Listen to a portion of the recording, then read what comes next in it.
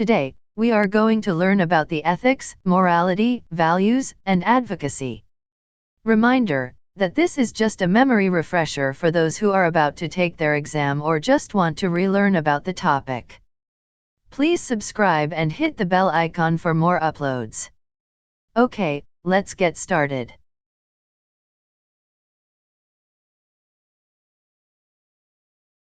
Ethics is the branch of philosophy concerned with the distinction between right and wrong, based on a body of knowledge, not based only on opinions.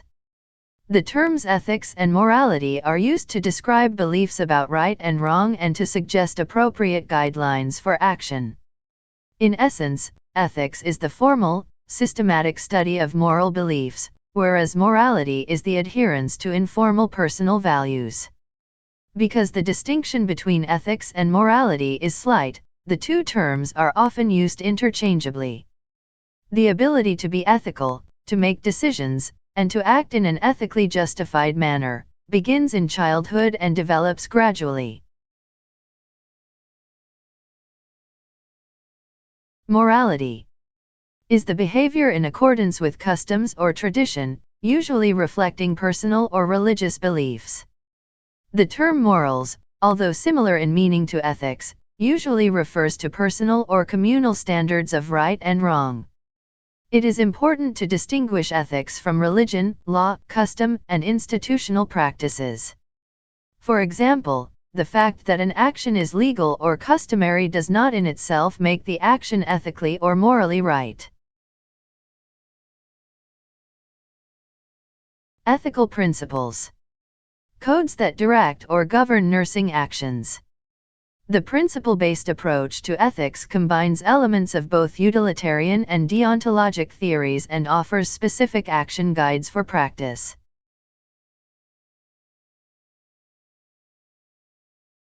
The following common ethical principles may be used to validate moral claims.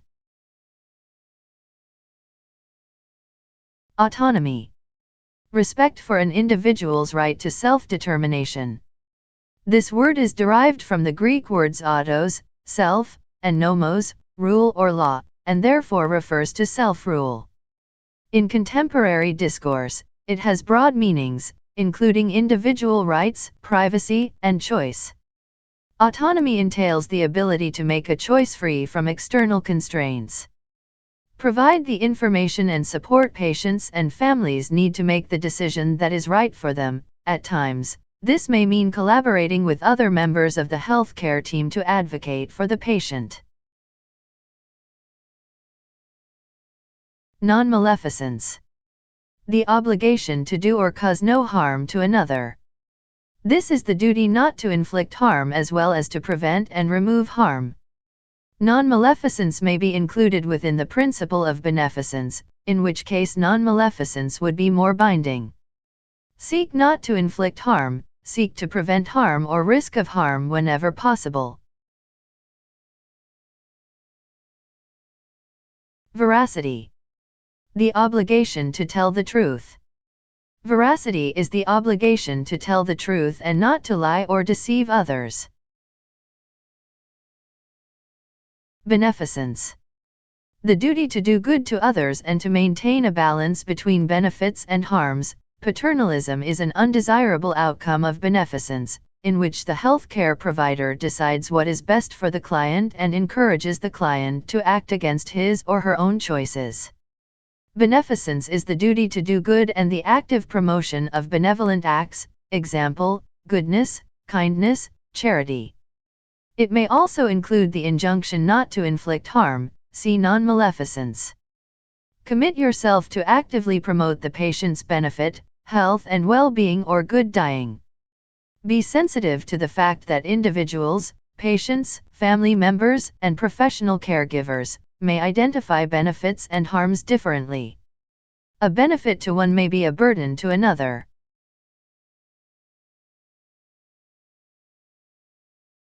Justice. The equitable distribution of potential benefits and tasks determining the order in which clients should be cared for. From a broad perspective, justice states that like cases should be treated alike.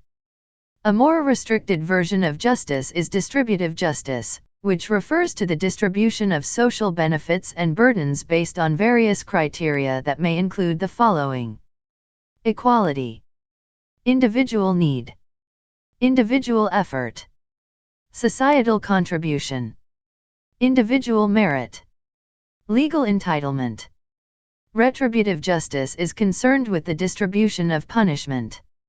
Always seek to distribute the benefits, risks, and costs of nursing care justly. This may involve recognizing subtle instances of bias and discrimination. Fidelity. The duty to do what one has promised. Fidelity is promise-keeping, the duty to be faithful to one's commitments. It includes both explicit and implicit promises to another person. Be faithful to the promise you made to the public to be competent and to be willing to use your competence to benefit the patients entrusted to your care. Never abandon a patient entrusted to your care without first providing for the patient's needs. Values. Beliefs and attitudes that may influence behavior and the process of decision-making. A value is a belief about the worth of something, about what matters, that acts as a standard to guide one's behavior. If you think back to how you spent your last weekend, you may observe something about your own values. The amount of time, passion, and money you devote to relationships, work, study, fitness activities, leisure, and other experiences reveals something about the importance, value, you attach to these endeavors.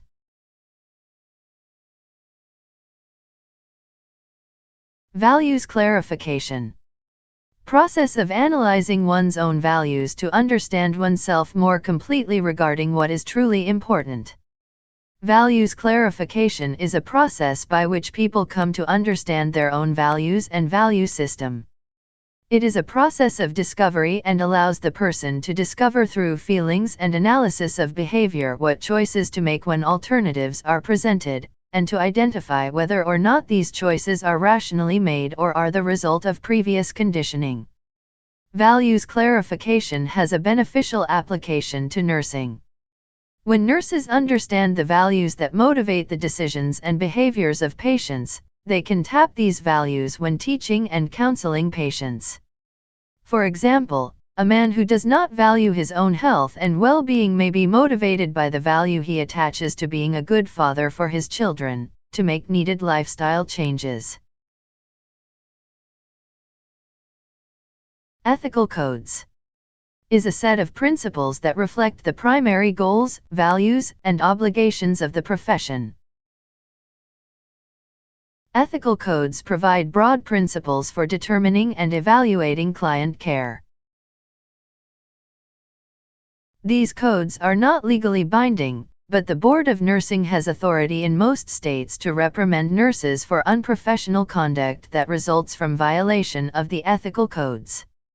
The Code of Ethics for Nurses serves the following purposes. It is a succinct statement of the ethical obligations and duties of every individual who enters the nursing profession.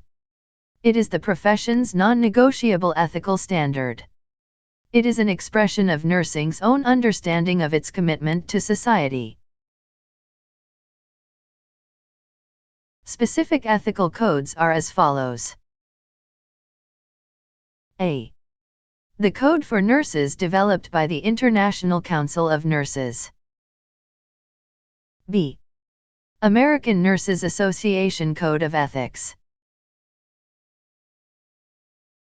American Nurses Association Code of Ethics. The nurse, in all professional relationships, practices with compassion and respect for the inherent dignity, worth, and uniqueness of every individual, unrestricted by considerations of social or economic status, personal attributes, or the nature of health problems. The nurse's primary commitment is to the client, whether an individual, family, group, or community. The nurse promotes, advocates for, and strives to protect the health, safety, and rights of the client. The nurse is responsible and accountable for individual nursing practice and determines the appropriate delegation of tasks consistent with the nurse's obligation to provide optimum client care. The nurse owes the same duties to self as to others, including the responsibility to preserve integrity and safety, to maintain competence, and to continue personal and professional growth. The nurse participates in establishing, maintaining, and improving healthcare environments and conditions of employment conducive to the provision of quality healthcare and consistent with the values of the profession through individual and collective action. The nurse participates in the advancement of the profession through contributions to practice, education, administration, and knowledge development.